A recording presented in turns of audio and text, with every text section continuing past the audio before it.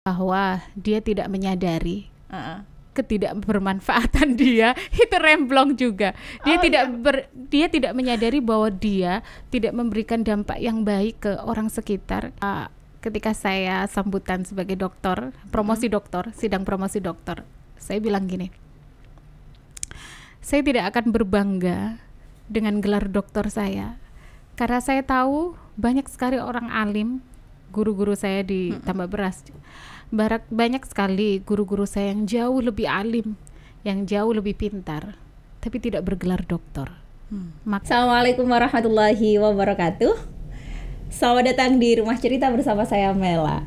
Dah, teman-teman, kebetulan hari ini kita syutingnya pas tanggal 17 Agustus. Nah, sebelumnya saya mengucapkan, katanya anak saya itu selamat ulang tahun Indonesia.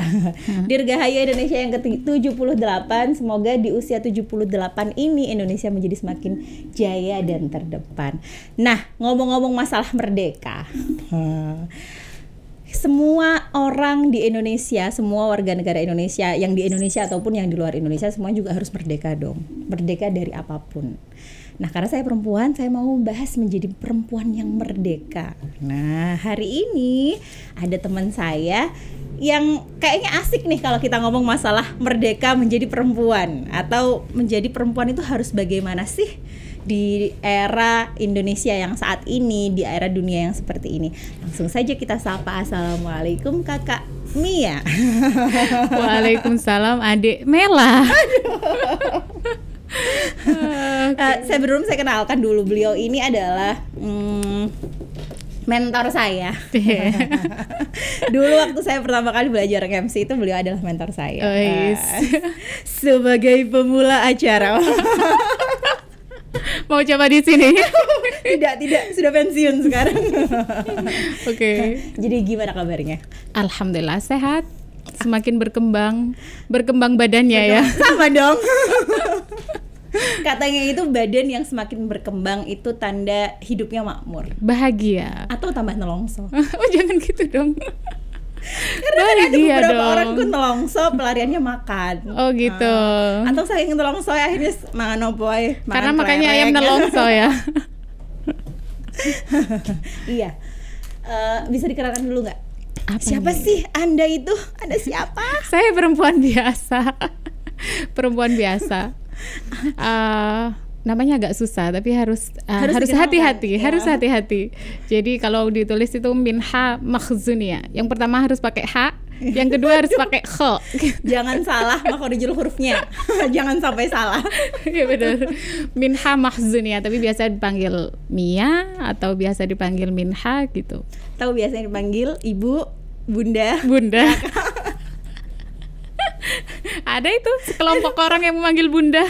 Wahai sahabat Kresan, muncullah. Ya benar. Iya, Kak Mia. Kakak Minha Makhzunia. Siap. Sekarang aktivitasnya apa? Sekarang jadi dosen di salah satu perguruan tinggi. Kemudian jadi ibu. Apalagi ya? Ibu dari berapa anak? 2 putri. Ibu bukan dari 2 putri. Ya? Ibu dari 2 putri yang lucu-lucu. Kemudian ya gitulah aktivitasnya gitu. Pengajar juga di salah satu SMP negeri di Pasuruan gitu. Berarti mengabdikan diri menjadi pendidik. Asik. Ya, seperti itulah. Seperti itu. Ya. Lagi senang berorganisasi. Sempat vakum kan? Terus sekarang mencoba lagi untuk ikut organisasi ISNU di Pasuruan, kemudian Muslimat di Pasuruan gitu. Ibu-ibu kenapa tiba-tiba ternyata. Muslimat ya? Ini mudah kok Muslimat. Saya kira bakal berkamuflase hari ini menjadi adik-adik IPPNU, rekanita IPPNU gitu. Langsung aja jadi benua. Langsung benua. Kalau misalkan pendidikannya 2021 saya menyelesaikan doktoral saya di UIN Maulana Malik Ibrahim Malang. Sudah itu. Tepuk tangan ya. Tepuk tangan buat diri sendiri. Soalnya saya aja mau lanjut S2 itu masih mundur gitu loh. Jadi kalau S3 Masya Allah biasa saja. Sebenarnya banyak sekali perempuan muda yang kemudian berhasil menyelesaikan doktoralnya di usia muda juga gitu. Motivasinya apa sih, Bun sama? Motivasinya apa sih? Saya Maksudnya rasa itu untuk terus saya rasa ya semua orang itu punya kesempatan untuk melanjutkan pendidikannya di formal. Hanya saja ada yang mengambilnya, kemudian ada yang enggan, atau ada yang enggan untuk memperjuangkannya gitu, atau ada yang berjuang. Itu, tapi memang belum nyampe ke situ gitu. Cuman ada satu hal yang ini ya, saya kan menikah, jadi cerita menikah ini ya, menikah di usia relatif muda, 21 tahun. Jadi menikah di semester 4 waktu S1. Kemudian kebetulan S1 saya di Jakarta, di Institut Ilmu Al-Quran Jakarta. Saya sempat LDR dengan suami 2 tahun. Walaupun di masa S1 saya itu ada masa kehamilan, melahirkan gitu. Tapi saya menyelesaikan S1 saya tepat waktu. Kemudian ini nih yang mungkin asik untuk diobrolin. Keberuntungan adalah keberuntungan saya sebagai seorang perempuan adalah ketika saya didampingi seorang laki-laki yang menempatkan mimpi saya juga sebagai mimpinya gitu. Jadi ketika saya mendapatkan seorang suami yang kemudian dia mengerti saya itu pingin apa, saya pingin sekolah, saya pingin melanjutkan kuliah saya gitu. Dia mendukung itu. Jadi S1, S2, S3 itu murni dukungan suami full power. Berarti baik itu bohiron babatinan. Masya Allah. Itu kayaknya yang banyak diiri atau yang banyak yang diinginkan oleh para perempuan gitu ya. Iya benar. Support yang benar-benar. Makanya saya bilang itu keberuntungan. Beruntung sekali perempuan kalau dia itu mendapatkan laki-laki yang mimpi perempuannya itu dijadikan mimpi laki-lakinya juga gitu. Iya. Berarti keinginan kuliahnya dari diri sendiri, maksudnya keinginan belajarnya dari diri sendiri. Dari diri sendiri. Cuma kan biasanya seperti ini. Kalau sudah menikah itu udah deh, nggak ada yang lulus kuliah hanya S1, ada yang kemudian udah selesai nyampe di semester berapa ketika dia menikah udah nggak lanjut lagi kuliahnya gitu. Ada yang seperti itu. Tapi kebetulan suami saya mendukung sekali sampai saya bisa menyelesaikan S3 saya gitu. Kenapa sih Bun? Kan banyak ya. Maksudnya sekarang itu ngapain perempuan itu harus sekolah tinggi? Toh ya nanti di rumah sebaiknya perempuan ada di rumah, kan masih banyak stigma seperti itu. Lebih baiknya perempuan di rumah nggak usah keluar gitu. Kenapa kemudian kalau tadi dibilang adalah mimpi, berarti kan sudah dari dulu bermimpi untuk terus belajar gitu. Maksudnya untuk berpendidikan tinggi gitu katakan. Kalau harus sekolah tidak nih. Kalau perempuan harus sekolah tidak, tapi kalau perempuan harus berpendidikan iya, perempuan harus terdidik iya, perempuan harus selalu belajar iya. Karena bayangkan kita nggak berprofesi apapun ini, nggak berprofesi apa sebagai, anggaplah ibu rumah tangga itu profesi juga ya. Kita sebagai ibu rumah tangga aja, kita itu diajak ngobrol 2 orang, anak dan suami. Itu kalau nggak nyambung susah loh. Kalau nggak bisa apa namanya? Menemani mereka dengan baik itu susah. Dan itu dengan apa? Dengan belajar, dengan berpendidikan gitu. Tapi kan menemani anak kan juga mengertinya dunia anak gitu. Maksudnya ya, makanya harus maksudnya belajar pendidikan yang lebih tinggi. Atau kalau mau jadi anak kan ya belajar cara anak kan gitu harusnya. Iya, tapi kan gini, anak kita itu hidup di dunia luar, bukan hidup di rumahmu gitu. Maka kamu yang sebagai ibunya, sebagai orang yang menemaninya, itu harus bisa ngelihat dunia luar juga. Begitu juga dengan seorang istri ya. Suami kamu itu hidup di dunia luar, berkembang di dunia luar. Ketika dia balik ke rumah, terus yang diajak ngobrol nggak nyambung gitu ya. Itu maka nggak enak banget, dia akan senang di luar gitu. Tapi kalau di rumah juga asik diajak ngobrol, dan itu butuh passion, butuh belajar. Maka walaupun di rumah saja, seorang perempuan juga harus sering baca, sering belajar, sering harus tahu informasi gitu.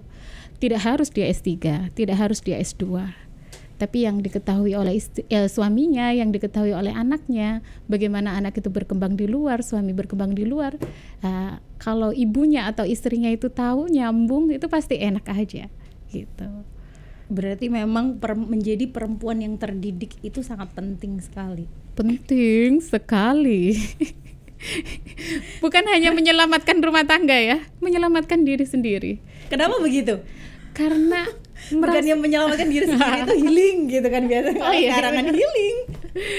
Karena menjadi perempuan yang berdaya dan bisa diajak orang untuk berdiskusi, itu terhormat. Gitu ya. Kalau bahasa jahatnya sih gini, kalau perempuan tuh plongo gitu, nggak asik diajak ngobrol, nggak asik diajak diskusi, nggak tahu arah kehidupannya kemana, itu kelihatan dia nggak punya nggak punya semangat untuk hidup gitu.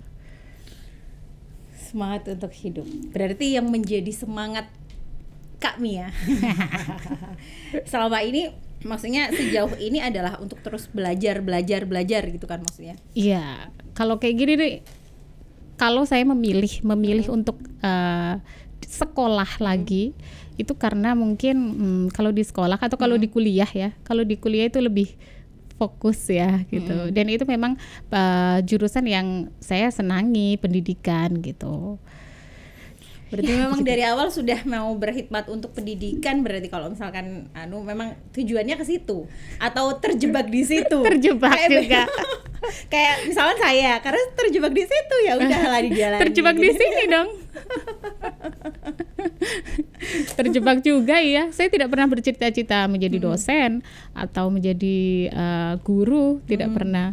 Saya tuh ya suka, kita kan sama-sama suka komunikasi sama orang, membaur dengan orang gitu. Tapi kemudian jalan yang menunjukkan takdir yang membawa kita ke sini gitu. Ya, yang ngomong kalau kita ingat dulu itu kan kita, masya Allah, apalagi saya itu masih kecil sekali, masih imut-imut, nggak ngerti apa-apa. Kemudian saya diajarin MC, bukan begitu gitu, masya Allah. Sekarang nggak gitu. Kok kayaknya saya jahat ya? Oh nggak jahat. Tapi sekarang maksudnya sudah menjadi seseorang yang berbeda. Kalau misalnya kita ingat dulu itu kan kayaknya bukan kesini deh arahnya. Iya, kayak bukan kesini deh arahnya. Kalau kayak apa tidak menyangka saya dokter gitu? bisa dengan jadi. Kekelewas-kelewesan saya di pondok gitu.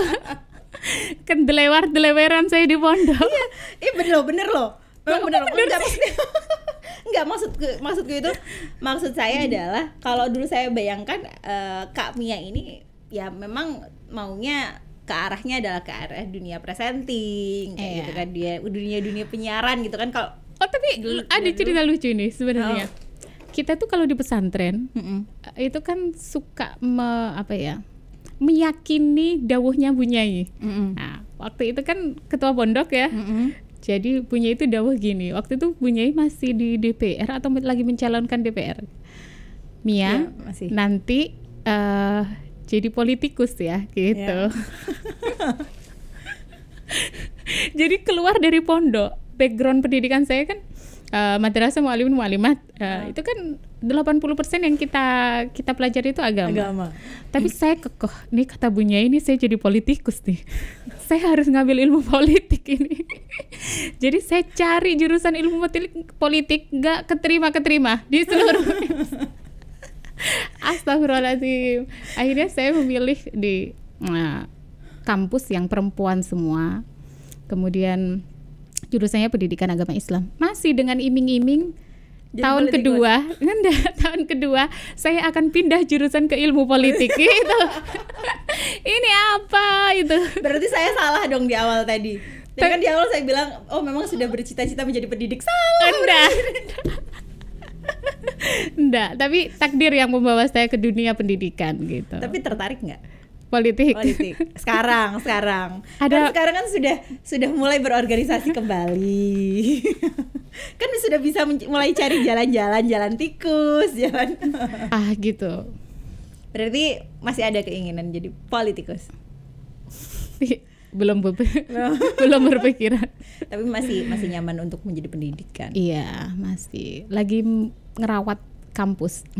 Merawat kampus seperti anak sendiri, Malika. Ngomong-ngomong nih Bun, Kak Mia. Wes lah, sakarep lah. Iya Nanda. Ngomong-ngomong kan maksudnya sekarang Ya. Indonesia sudah berusia 78 tahun. Wih, ngomongin Indonesia ini ya. Berat ini. Berat. Gak boleh yang curhat-curhat aja gitu. Dari Sabang sampai Merauke dia ngilawangin. Indonesia sudah 78 tahun. Ya. Seperti tadi saya bilang di awal, harusnya semuanya sudah merdeka dong. Perempuan juga sudah harus merdeka. Merdeka untuk mau bagaimana saja, mau di mana saja. Tapi kan masalah stigma budaya yang menganggap ada beberapa, walaupun sekarang saya kira sudah mulai terbuka ya, maksudnya pemikiran tentang perempuan Ya. perempuan yang tradisional, pandangan-pandangan tradisional gitu aja ya. Kan enak. Dan tradisional itu kan kalau dalam kaitannya budaya, apalagi kita Jawa, ya kan, perempuan itu nggak elok gitu loh untuk lebih banyak tampil di luar atau lebih banyak keluar. Kalau dalam pandangan Kak Mia, bagaimana sih maksudnya kita harus menjadi seorang perempuan itu harus bagaimana? Sebenarnya kayak tadi ya, dimanapun kan gini, perempuan itu lahir di semua kondisi gitu. Ada yang berbeda kondisinya, ada yang kondisinya tidak memungkinkan untuk dia keluar, ada yang kondisinya mengharuskan dia keluar. Kalau seperti saya ini agak harus saya keluar gitu. Untuk yang tidak bisa keluar itu juga banyak sekali problemnya kan. Lah, kalau yang dia mempunyai batas yang dia memang tidak bisa keluar untuk berdidaya, maka ya yang di dalam itu yang kemudian harus dirawat. Kita contoh, ada banyak pilihan sih. Kita lihat aja bunyai aja ya. Ada yang bunyai itu memang suka berorganisasi, ada yang bunyai itu yang fokus di dalam. Dimanapun sebenarnya perempuan itu sempit luasnya dia untuk bermanfaat itu ya dimanfaatkan ini kita ngomongin luas sempit itu bukan ininya ya, bukan pengaruhnya, tapi ruang lingkupnya gitu. Maka ya dimaksimalkan sebaik mungkin gitu. Bukan berarti perempuan yang hanya ngaos di pesantren, kemudian dia tidak ikut berorganisasi, tidak ikut politik, tidak bersuara di luar, itu bukan berarti perempuan yang terbatas atau perempuan yang tidak berdidaya. Ya, justru dia memberikan efek kepada yang di dalam itu untuk generasi yang kemudian dia bisa keluar gitu. Gitu. Jadi kalau tapi ada juga yang terbatas memang yang terbatas karena stigma atau apa, nggak usah berpendidikan lah, nggak usah inilah gitu. Kita lihat Kartini saja itu kan juga dibatasi, tapi bagaimana dia berusaha untuk terus belajar dengan keterbatasan itu. Jadi kalau ada perempuan yang nggak mau belajar karena wah kan gini ya, itu ya karena dia sendiri yang menaruh batas di hidupnya gitu, bukan karena lingkungan yang membatasi. Apalagi sekarang gercep banget, kalau bikin status aja 2 jam sekali ya. Tapi kalau buka apa gitu buku 2 jam males sekali banget. itu kayaknya terlalu jauh. Ada yang statusnya gitu. Gitu. Jadi saya kira kalau di yang sekarang itu kalau dia nggak mau berkembang itu karena dia yang membatasi. Berarti dia yang membelenggu dirinya sendiri. Iya benar. Diri sendiri. Bahasanya seperti itu, bahasa keresannya. Berarti menjadi perempuan yang merdeka? Menjadi perempuan yang merdeka berarti dia harus mengeluarkan dirinya dari batas-batas yang membelenggu dirinya untuk belajar. Belajar menjadi ibu kah, belajar menjadi istri kah, belajar menjadi seorang pendidik kah, belajar menjadi guru kah gitu. Jadi harus hatinya dibuka, pikirannya dibuka. itu baru merdeka. Kalau dia masih sempit pikirannya, males ntar juga gini-gini aja hidup. Dia tidak merdeka atas dirinya. Gitu. Sebenarnya tidak ada budaya, tidak ada adat istiadat, tidak ada lingkungan apapun yang bisa membelenggu seseorang, berarti kan tergantung pada apa keinginannya, kemauannya, seberapa berhasrat dirinya untuk belajar. Iya benar. Duh, aku kesender. Enggak dong. Kalau sebenarnya tuh saya tuh agak ini kan miris sama akhir-akhir ini banyak cerita atau banyak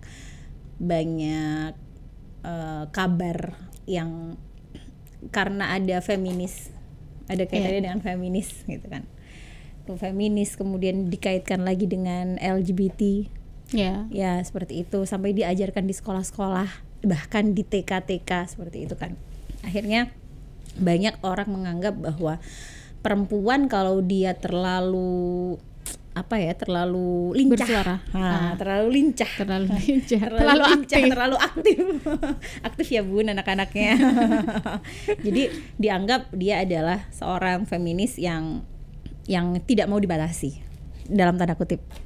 Seperti itu kan akhir-akhir ini seperti itu, bahkan sudah diajarkan di sekolah-sekolah. Nah, kalau dari kacamata Bunda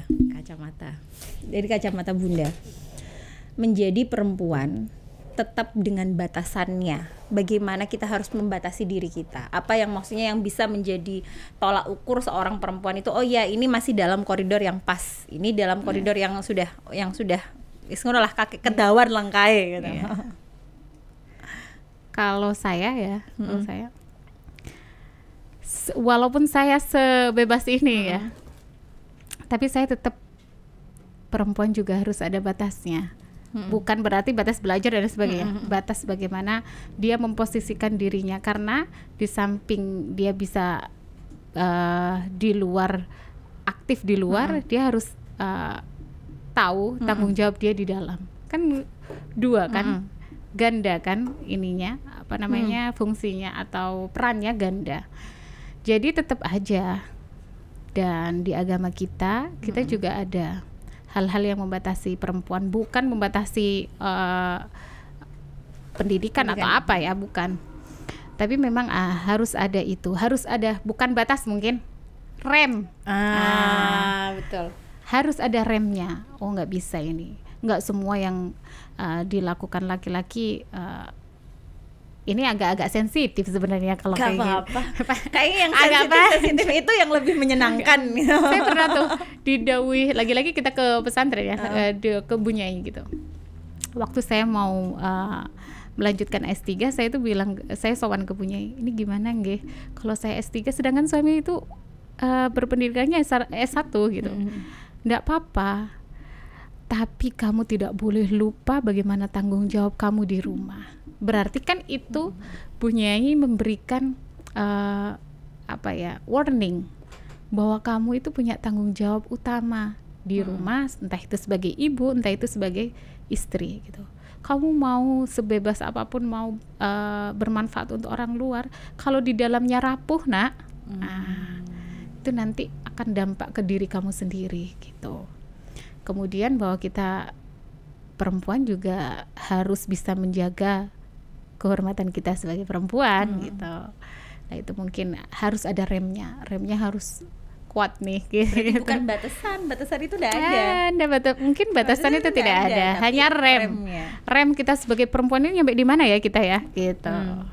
Agar kita tidak lupa dari mana kita, siapa kita gitu. Tapi emang jadi kita itu punya gambaran seorang perempuan yang aktif di luar, kemudian juga aktif di dalam, aktif apa itu? Aktif di luar, kemudian beliau juga di internal, di lingkungan pesantren, di luar itu kita punya sosok yang luar biasa, Bunyai Mahfudoh itu, Masya Allah. Organisasi role model banget. Betul. Jadi santrinya ya pasti kayak gitu tuh. Amin. Jalurnya pasti gitu, maunya aktif kemana-mana gitu. Kalau berarti kan sekarang dengan sudah punya rem yang demikian. Iya. Kalau pas remnya blong, Lah itu dong, jangan dong. kan gitu, maksudnya kan ada beberapa orang yang sudah terlanjur remnya blong. Remnya blong itu karena apa ya? Ya kan tadi kalau remnya karena dia ingat dengan batasannya. Kalau misalnya remnya sudah bukan ingat dengan batasannya, ingat dengan jati dirinya, siapa dia sebenarnya. Kalau remnya blong, sudah nggak ngerti lagi, wes untuk kembali atau untuk mengembalikan, kita ngomongin segeralah kembali ke jalan yang benar. Berarti menjadi alpha woman itu bagus nggak berarti? Ada karena beberapa orang tidak setuju dengan istilah alpha woman. Apa sih itu? Nggak ada alpha woman itu, karena semua perempuan ya memang harus seperti itu gitu. Kan gitu. Kalau Bunda sendiri maksudnya alpha woman bagaimana? Tim yang nggak ada alpha woman, semua orang kita harus jadi alpha. Gimana ya? Pokoknya kalau perempuan itu bisa mengontrol dirinya sendiri, sebenarnya dimanapun berprofesi apapun itu akan keatur gitu loh. Nggak akan apa itu rem blong itu. Nah, cuma memang remnya itu bisa dari siapa aja, bisa dari diri atau bisa dari orang lain. Orang-orang terdekat kita itu bisa mengingatkan juga. Jadi kalau kita ada rem biasa, kalau mobil tuh ada rem biasa, ada rem hand rem. Kalau remnya ini udah blong, pakai hand rem aja. Jungkir langsung mobilnya. Gitu. Jadi kontrol diri sebenarnya. Kalau memilih untuk menjadi perempuan yang aktif ya. Memilih untuk menjadi perempuan yang aktif di luar, itu harus kontrol dirinya yang harus dijaga. Gitu. Dan saya termasuk orang yang sebenarnya kurang bisa kontrol. Gitu. Terkadang, ini jujur ya. Ya itu tadi. Kadang pendamping itu butuh gitu kan. Pendamping itu rem kita banget gitu. Jadi kalau sekarang mungkin agak-agak susah ngeremnya gitu. Tapi ya saya sebisa mungkin dengan keluarga, dengan sahabat, itu yang menjadi rem saya gitu. Kan kalau perempuan yang aktif, kalau perempuan yang beliau itu lebih fokus di rumah, ada kemungkinan blong juga nggak? Ada lah. Blongnya kenapa? Kan dia kan diam di rumah. Maksudnya kan dia beraktivitas di rumah. Aktivitas di rumah itu bisa ngapain aja loh kalau sekarang. Iya. Tapi kan maksudnya kan blongnya bagaimana berarti ayo? Gini coba. Tadi kembali ke yang saya bicarakan ya, bahwa dia tidak menyadari ketidakbermanfaatan dia, itu remblong juga. Dia tidak menyadari bahwa dia tidak memberikan dampak yang baik ke orang sekitar. Itu remnya blong juga. Artinya dia nggak punya handle untuk dirinya. Oh, harus belajar nih. Oh, harus harus tahu nih kayak gini gitu. Dia nggak bisa mengetahui itu. Kemudian dan nggak menyadari itu, nah, dia akan menjadi perempuan yang udah di rumah aja makan tidur gitu. Nonton drakor, scroll TikTok. Jangan dong, aku itu nonton drakor. Scroll TikTok kita aja setiap hari kan. Ya Allah. Semoga kita tidak termasuk orang-orang yang ahlu rebahan.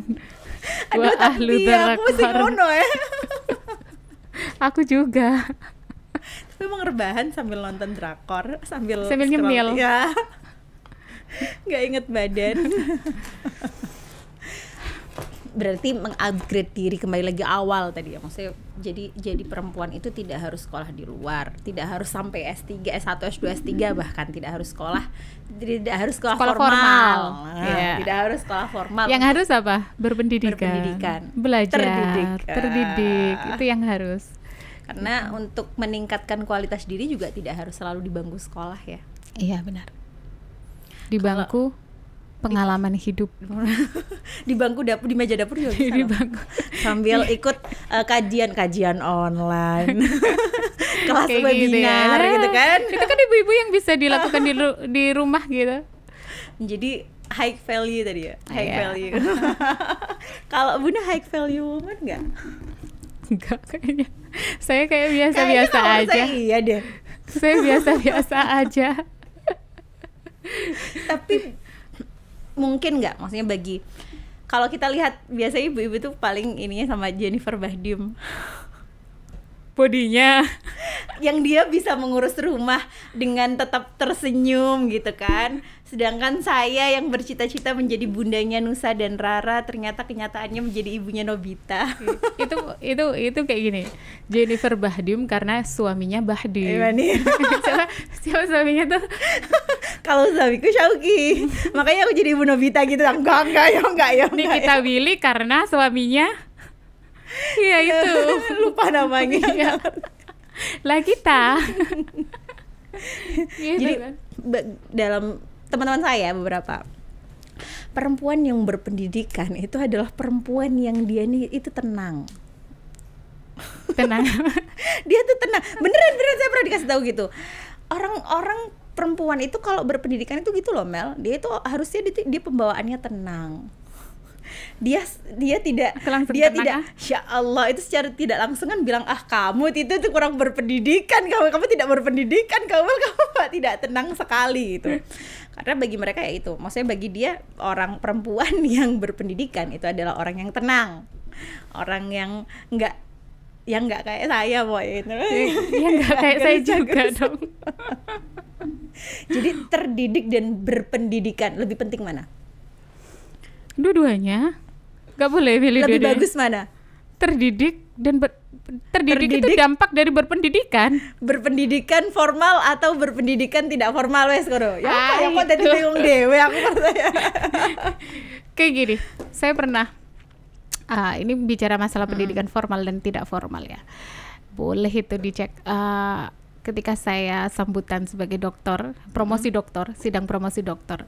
Saya bilang gini, saya tidak akan berbangga dengan gelar dokter saya karena saya tahu banyak sekali orang alim, guru-guru saya di Tambak Beras, banyak sekali guru-guru saya yang jauh lebih alim, yang jauh lebih pintar, tapi tidak bergelar dokter. Maka gelar dokter saya tidak patut dibanggakan karena saya juga belajar pada orang-orang yang tidak bergelar dokter gitu loh.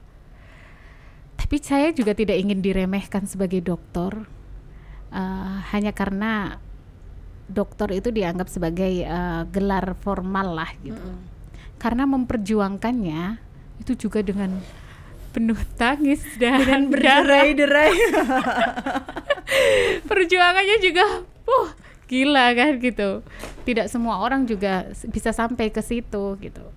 Jadi saya tidak mau membanggakan diri sebagai dokter, tapi saya juga tidak mau diremehkan sebagai seorang dokter gitu. Mana yang lebih bagus antara berpendidikan formal atau berpendidikan non formal gitu ya? Itu tergantung pilihannya saja. Berpendidikan formal maka dia akan bisa bermanfaat di lingkungan yang mana. Berpendidikan non formal dia akan berdampak di lingkungan yang mana gitu. Berarti Bunda Kak Mia Nanda berarti sekali lagi lebih penting terdidik atau menjadi terdidik itu adalah proses dari kita berpendidikan ya bukan begitu ya maka itu bukan pilihan, tapi terdidik itu efek dari kita memilih untuk menjadi orang yang berpendidikan gitu. Gini ya ngobrol sama seorang perempuan yang high value. Loh kan wis gak tenang lagi.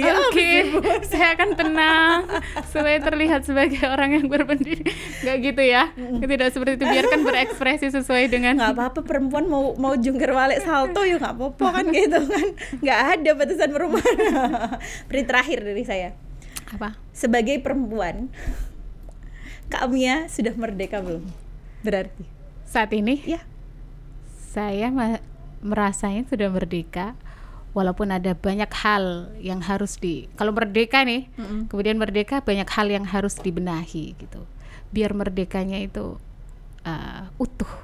Indonesia kan juga seperti itu ya. Sudah merdeka tapi banyak yang harus dibenahi gitu. Duh ya Allah, ini aku sesi dengan Mario Teguh. Oh iya, Mario Teguh. Terima kasih banyak Sudah Udah nih. ngobrol ngalor Ya, 2 jam ngidul, aja. emboh nggak jelas, kayak aku sih nggak jelas sih. Efek terlalu banyak, kurang terdidik ini. Efek kurang terdidik Udah akhirnya. lah. Terima Tidak kasih jelas. sudah diundang di sini. Terima kasih sudah mampir ke rumah cerita. Siap. Berarti habis ini S3 ada sempat nggak sih? Es tengteng, es krim. Enggak Terima dong. kasih banyak. Siap. Sudah. Semoga semakin keren, semakin sukses ke depannya. Siap. Ya. Nanda juga seperti itu. Amin. Semoga segera S2. Amin. Aduh. Terima kasih buat teman-teman semua yang sudah mendengarkan atau menyimak obrolan kita, cerita kita hari ini yang ngalor ngidul di 78 tahun Indonesia. Semoga kita semua menjadi orang-orang yang merdeka. Kita menjadi perempuan yang merdeka di mana saja. Saya ingat ada sebuah dawuh itu kan yang bilang bahwa perempuan itu adalah tiangnya sebuah negara. Siap. Kalau perempuannya rusak, maka rusaklah sebuah negara. Tapi kalau perempuannya baik, maka baiklah sebuah negara. Betul Tadi sekali. dibilang juga bahwa Ibu Kartini aja kalau kita lihat di surat-suratnya ya selalu bilang bahwa beliau jadi perempuan Jawa yang terbelenggu, yang pendidikannya dibatasi, tapi beliau bisa Iya. menjadi ibu kita, Kartini. Oke, semoga kita semua menjadi perempuan-perempuan, menjadi orang-orang yang bermanfaat untuk orang-orang sekitarnya, untuk semuanya. Jadi perempuan harus selalu berusaha agar tidak membelenggu dirinya sendiri untuk tidak berhenti belajar. Assalamualaikum warahmatullahi wabarakatuh.